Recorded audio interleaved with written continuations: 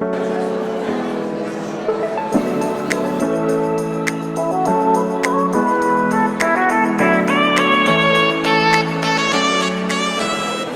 bac pro MSPC, c'est, j'ai envie de dire, l'endroit idéal pour celui qui ne sait pas exactement dans le domaine technique où est-ce qu'il veut aller.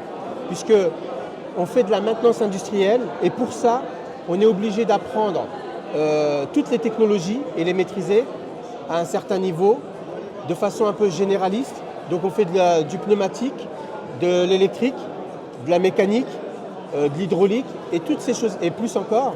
Toutes ces choses-là, on apprend au moins les notions de base et on va plus loin. On a cette vision généraliste qui permet après d'établir un diagnostic sur les machines. Un peu comme un médecin peut faire un diagnostic sur une personne. Donc là, on a un système virtuel. Vu qu'on est dans un stand, c'est beaucoup plus pratique à amener. C'est un système virtuel qui fonctionne avec un automate réel. Donc l'objectif, c'est ce qu'on appelle une simulation de partie opérative. L'objectif, c'est de pouvoir voir le fonctionnement d'une machine sur un ordinateur et pouvoir en plus réfléchir derrière à savoir comment fonctionne la machine et surtout comment diagnostiquer les pannes quand il arrive une panne.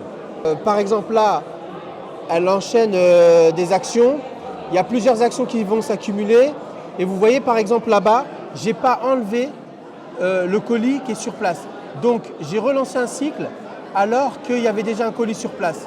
Du coup, ce qui va se passer, ça va créer des bugs. Les bugs, une fois créés, la machine va rester en panne, elle va être bloquée. Et donc là, l'élève va devoir regarder sur l'automate ce qui se passe, savoir pourquoi la machine ne fonctionne plus bien et va chercher dans le programme où est-ce que c'est bloquant, pourquoi il y a eu une panne, etc.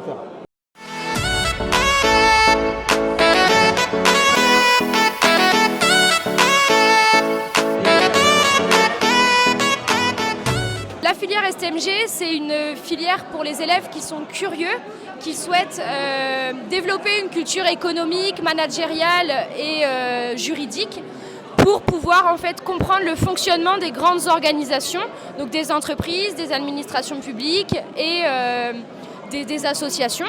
C'est une formation qui est vraiment professionnalisante puisque sur le marché du travail, en fait, nos élèves vont avoir des bagages, des compétences, des connaissances qui va leur permettre de s'intégrer facilement au sein d'une entreprise. Une fois qu'on a fait un bac STMG, il ne faut pas s'arrêter, il faut poursuivre les études au minimum sur un BTS, donc un bac plus 2. Les secteurs principaux, ça va être toutes les filières commerciales, donc soit commerciales de terrain ou plutôt commerciales, être dans le commerce dans un point de vente. Ça peut être aussi partir dans l'assurance, dans la banque, dans l'immobilier, dans le tourisme, dans la communication, dans le marketing, dans la comptabilité, dans les ressources humaines. On peut poursuivre dans des études de droit, de notariat, etc.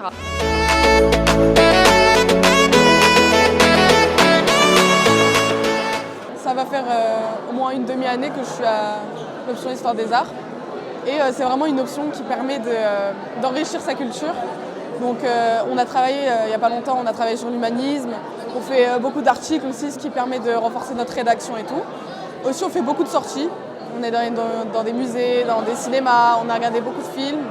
Il y a un courrier s'appelle courrier HDA et du coup c'est un courrier qui a tous les mois et qui parle, on peut parler, tout le monde, chacun des élèves fait un courrier, fait un article sur ce qu'il a aimé le mois et aussi être culturel. Personnellement, j'ai fait sur un film de Sofia Coppola qui est sorti cette année, voire l'année dernière. Et que j'ai beaucoup aimé, donc j'ai parlé des années 60, vu que ça se passait dans les années 60. Et c'est très vivant, c'est très vivant, on parle beaucoup. Notre professeure, elle est très sympa, elle nous apprend plein de choses tout le temps, on lui pose une question, elle nous parle pendant 20 minutes, elle nous répond pendant 20 minutes, très détaillée. On voit vraiment que c'est quelque chose qu'elle aime.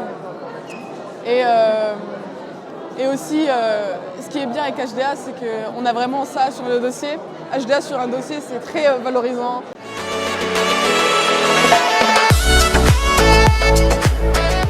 On travaille sur la sphère anglophone, beaucoup sur l'actualité, avec des articles récents.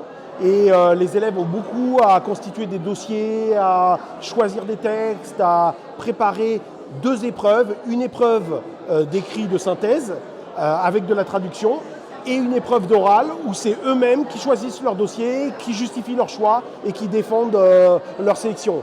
Au lycée Jean Rostand, on fait aussi dans ce cadre des sorties, et donc notamment au musée du Quai de Branly. Et donc on a exposé quelques affiches que les élèves ont fait après la sortie cette année à Bollywood Superstars. Et l'année dernière, on a vu Faith Ringgold au musée Picasso et au Black Indians également au musée du Quai de Branly. Et donc, il faut de l'ouverture sur le monde, il faut avoir envie de lire en anglais, de s'exprimer en anglais, mais c'est une bonne préparation pour le supérieur. Les épreuves sont déjà dans l'esprit de ce qu'on trouve après. Et on a un partenariat accordé de la réussite avec l'université de Saint-Quentin en Yvelines, et pendant des petites vacances, les élèves peuvent avoir un stage de préparation et passer un TOEIC partiel, donc un test international pour établir leur niveau en anglais selon les critères du cadre européen de compétences des langues. Et donc voilà en gros au niveau de la certification ce qu'on propose à nos élèves. À côté de la spécialité AMC et de l'anglais, je suis aussi le professeur en charge de l'enseignement optionnel théâtre. Et donc on a un groupe théâtre de la seconde à la terminale. C'est un travail, c'est très sympa. On a un travail sur la culture et la pratique du théâtre.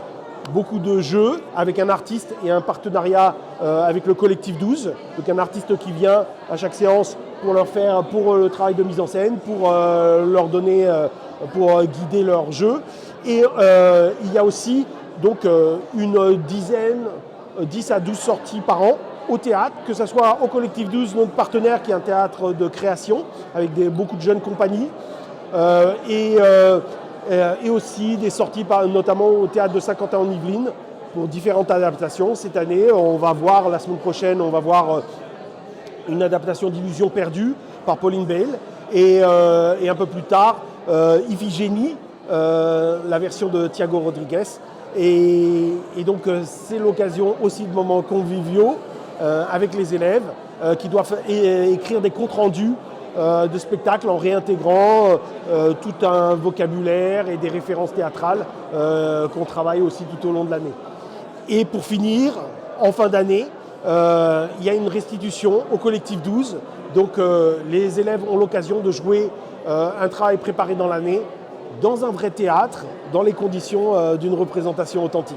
Il y a un lien direct entre théâtre et anglais, puisque l'appropriation d'une langue étrangère, c'est beaucoup par le corps, c'est pas juste le cerveau et puis les lèvres qui bougent, c'est beaucoup, en fait, en plus l'anglais est une langue tonique, le français c'est comme une rivière, les sanglots longs des violons de l'automne, on peut dire toutes les syllabes sur le même plan et on se comprend très bien, alors que l'anglais, il y a de la batterie, il y a des accents forts, des accents faibles. Et donc ça passe par une appropriation dans le corps. Et donc des exercices qu'on fait en théâtre, j'ai l'occasion de les faire aussi en anglais.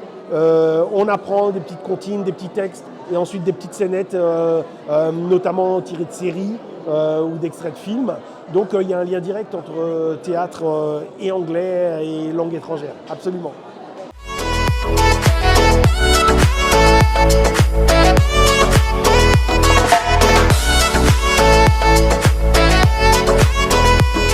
J'ai choisi l'aspect SVT parce que c'est une matière qui m'intéresse, parce que j'aime beaucoup l'aspect découverte de la vie humaine, de la nature, tout ça. On apprend beaucoup de choses et j'aime beaucoup. Notamment, actuellement, on travaille sur un facteur important dans l'être humain qui est le stress, parce qu'il y a beaucoup de personnes qui sont stressées et tout. Et actuellement, on travaille sur ça. On a travaillé sur d'autres trucs aussi comme la génétique. Ça, c'était vraiment le chapitre le plus intéressant parce que, en fait, on est ADN. Du coup, c'était trop bien. Après, pourquoi j'ai choisi SVT? Parce que plus tard, j'aimerais devenir médecin ou faire STAPS pour travailler dans le sport. Du coup, j'ai besoin de tout ce qui est études du corps humain, tout ça. La spécialité SVT, donc, qui peut être choisie dès la fin de seconde, c'est une spécialité qui est recommandée pour tous les élèves qui voudront poursuivre avec des études scientifiques plutôt orientées sur les sciences de la vie, sur les sciences de l'environnement, les sciences de la Terre.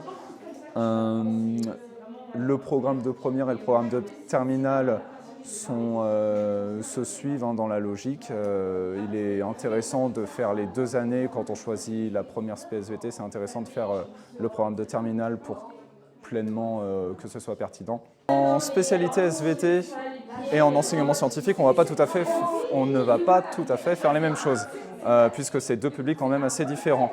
En enseignement scientifique, on va travailler surtout sur la construction du savoir scientifique. Comment est-ce qu'on sait ce qu'on sait? Comment est-ce que, essayer d'établir une culture scientifique commune, utile pour tous les citoyens, sur par exemple le climat, sur la forme de la Terre, ces choses-là qui peuvent être parfois sujettes à débat. En enseignement scientifique, l'objectif c'est de construire le savoir scientifique pour éviter d'être influencé par des fake news, ce genre de choses. C'est un petit peu là-dessus que le programme s'ancre. En SPSVT, le programme va être davantage ancré dans la construction du savoir scientifique et la méthode scientifique, la démarche scientifique. Comment est-ce qu'on sait ce qu'on sait? Donc ça va être sur plein de sujets. On va parler végétaux, comment fonctionnent les plantes, on va parler du corps humain et des organismes animaux de manière générale, on va parler des maladies génétiques. Côté sciences de la Terre, on va surtout essayer de savoir comment fonctionne de manière générale la planète Terre, comment se forment les chaînes de montagnes, à quoi ressemblait la planète Terre il y a 500 millions d'années, 200 millions d'années, etc., etc. Quelle est la dynamique de toute notre planète? Et donc, il y a des choses qui sont spécifiques au programme de spécialité SVT, comme les choses que je viens d'évoquer, et il y a des choses qui sont un petit peu croisées entre l'enseignement scientifique et la spécialité SVT. Il y a des choses qui vont se répondre. Toute la partie climatologie, la partie climatologie en enseignement scientifique, on va surtout se questionner sur les mécanismes à l'origine de l'effet de serre, l'influence de l'homme aussi dans le changement climatique actuel, tandis qu'en spécialité SVT, on va parler de ça et des climats passés. Comment on sait qu'il y a 300 millions d'années, il faisait tel climat, etc. Donc voilà, ce sont des choses qui parfois se complètent, parfois c'est des choses uniques à la spécialité SVT. Et donc c'est comme ça que les programmes s'articulent. La spécialité SVT, c'est aussi quelque chose qui se base sur l'actualité, puisque notamment dans le cadre de l'immunologie en première spécialité, on peut tout à fait parler de vaccination. Ça fait partie du programme, donc on ancre ça avec la pandémie de Covid-19, c'est tout à fait pertinent. Et oui, on essaye de rester ancré à l'actuel. C'est aussi le cas en enseignement scientifique lorsqu'on parle du climat. On essaye le plus possible de rester ancré à l'actualité. Parfois, on parle vraiment des temps anciens avec la géologie, mais lorsqu'on fait de la biologie et notamment les sciences de la santé, on parle de choses qui parlent aussi aux élèves. Les élèves aiment beaucoup qu'on parle de santé et de maladie. C'est souvent les choses qu'ils retiennent le plus. Essayer de comprendre l'origine d'une maladie connue comme la mucoviscidose, c'est intéressant. Et ça, on le fait en première parce qu'on va plonger jusqu'au niveau génétique et les élèves, derrière le nom générique de maladie génétique, eh bien, ils vont exactement connaître les processus et les mécanismes qui rendent malades les individus. Et pour eux, c'est relativement porteur de sens.